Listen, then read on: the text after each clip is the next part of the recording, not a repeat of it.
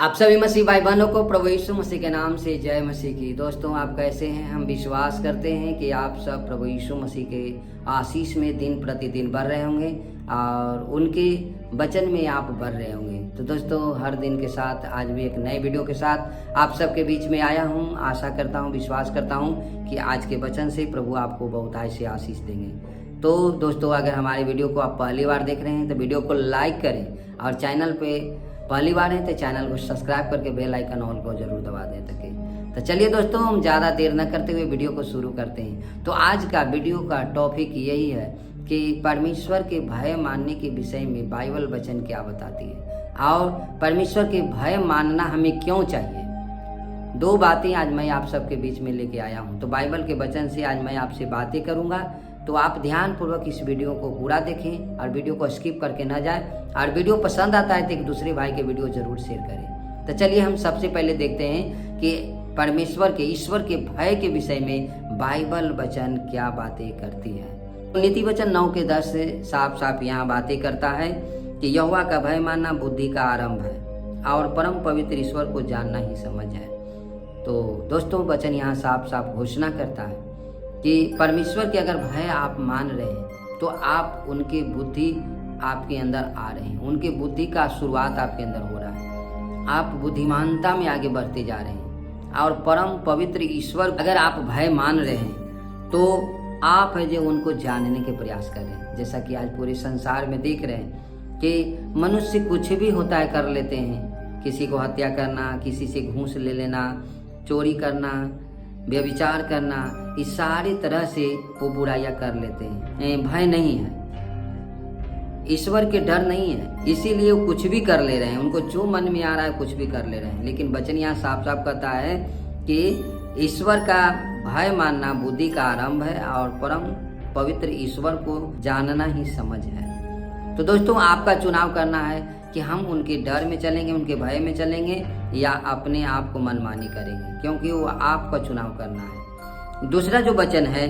नीति वचन 14:26 कहता है यहोवा के भय मानने को दृढ़ भरोसा होता है और उसके पुत्रों को शरण स्थान मिलता है। तो वचन यहाँ साफ साफ कहता है कि अगर आप ईश्वर के भय मान रहे हैं तो आप दृढ़ उनके ऊपर विश्वास में आगे बढ़ रहे हैं, क्योंकि भय मानने का मतलब होता है कि आपका भरोसा है प्रभु के ऊपर। और जब आपका भरोसा प्रभु के ऊपर है तो वो अपने पुत्रों को है जे वो है जे कभी नहीं छोड़ता है।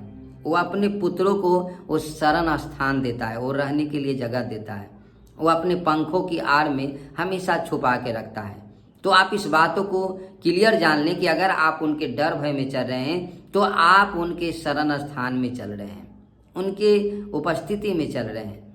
सबको उनके भय को मानना चाहिए। तीसरे जो वचन है भजन संहिता 34:9 बताती है कि हे यहोवा के पवित्र लोगों, उसका भय मानो, क्योंकि उसके डरवैयों को किसी वस्तु की घटी नहीं होती। तो दोस्तों, क्या आप चाहते हैं कि हमें किसी चीज़ की घटी ना हो? तो आप ईश्वर का भय में चलें। और ईश्वर का भय में चलने का मतलब ये नहीं है कि आप थर थर काँपते रहें। नहीं, ईश्वर ऐसा नहीं चाहते हैं कि मेरे बच्चे हमेशा थर थर आते रहें। ईश्वर ये चाहते हैं कि आप उनके वचन में चलें, उनकी आज्ञा में चलें और उनके वचन को अपने हृदय में बसने दें, उनकी उपस्थिति में चलें, उनके जो भी बातें उस बातों को अपने जीवन में लागू करें। अगर जब ऐसा करेंगे तो आपको किसी चीज़ की घटी कमी नहीं होगा। ये बातें मैं नहीं कहता हूँ, ये बातें वचन कहती है कि यहोवा के पवित्र लोगों को, उसके भय मानने मन उसके डर में चलने वाले लोगों को किसी चीज़ के कमी घटी नहीं होगी, उसके डरवैयों को किसी चीज़ की कमी नहीं होगी। तो ये वचन आप अपने हृदय में बसा लें और परमेश्वर सच में आपको किसी चीज़ की घटी नहीं होने देंगे।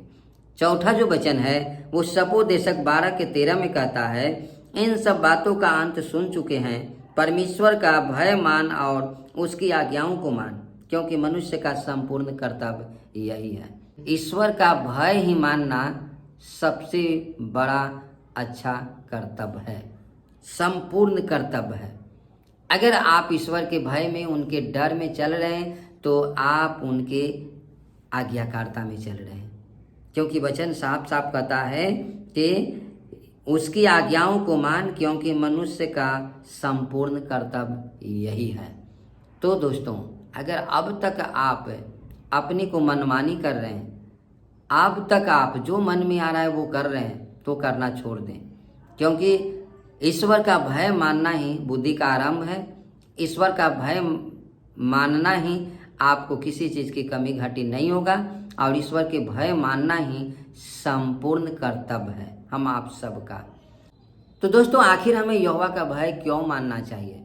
अब सवाल यहाँ ये उठता है कि हम ईश्वर के भय क्यों माने। तो दोस्तों, इसके विषय में मैं आप सबों को बाइबल वचन से बातें करूँगा। तो वचन साफ साफ बताता है, भजन संहिता 33 के 8 से 11 आयत तक पढ़ेंगे तो वहाँ वचन बातें करती है, और वचन साफ साफ बताता है कि सारी पृथ्वी के लोग यहोवा का भय माने, जगत के सारे देश उसका भय माने, क्योंकि उसने कहा और वह हो गया, उसने आज्ञा दी और वह पूरी हो गई। यहोवा जाति जाति की युक्तियों को निष्फल करता है, वह देश देश के लोगों की युक्तियों को निष्फल करता है। यहोवा की युक्ति सर्वदा स्थिर रहती है, उसके मन की कल्पनाएं पीढ़ी से पीढ़ी तक बनी रहेगी। तो दोस्तों, वचन यहाँ साफ साफ हम सबों को घोषणा करता है कि परमेश्वर ने जो कहा और वो हो गया। जैसा कि उत्पत्ति अध्याय 1 में जब पढ़ेंगे तो वहाँ पे पाएंगे कि परमेश्वर ने कहा उजियाला हो, और उजियाला हो गया। परमेश्वर ने उजियाले और अंधियारों को अलग किया और दिन और रात कह करके उसका नामकरण किया। परमेश्वर ने कहा कि पृथ्वी के सारे जल इकट्ठे हो जाएं और गहरे स्थान पे इकट्ठे हो जाएं और सूखी भूमि दिखाई दे, और दोस्तों वैसा हो गया। सारे जल इकट्ठा हो गए और सूखी भूमि दिखाई दिया, और जो भूमि दिखाई दिया उसको परमेश्वर ने पृथ्वी कहा, और जो जल इकट्ठा हुआ उसको परमेश्वर ने समुद्र कहा।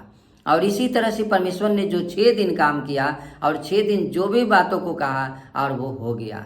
तो यहाँ हम सबों को ईश्वर को इसलिए भय मानना चाहिए कि ईश्वर ने जो कहा और वो हो गया। वो देश देश के ऊपर और राज्य राज्य के ऊपर उसका है राज्य चलता है, उसके किए हुए काम है। हर देशों को, हर राज्यों को, पूरे ब्रह्मांड को उसने बनाया है, इसलिए हमें उसका भय माननी चाहिए। और हमारा आपका यही कर्तव्य है कि संपूर्ण मन से हम यहोवा पे भरोसा रखें और उसके भय को मानें, उसकी आज्ञाओं को मानें। अगर उनकी आज्ञाओं को आप मानते हैं तो आपको किसी चीज़ की कमी घटी नहीं होगी। अगर उनके भय में चलते हैं तो आपको उनकी बुद्धि में चलने के लिए शुरुआत किए हैं। परम पवित्र ईश्वर को आप जानने के लिए कोशिश कर रहे हैं। तो दोस्तों, चुनाव आपका है कि हम क्या करेंगे।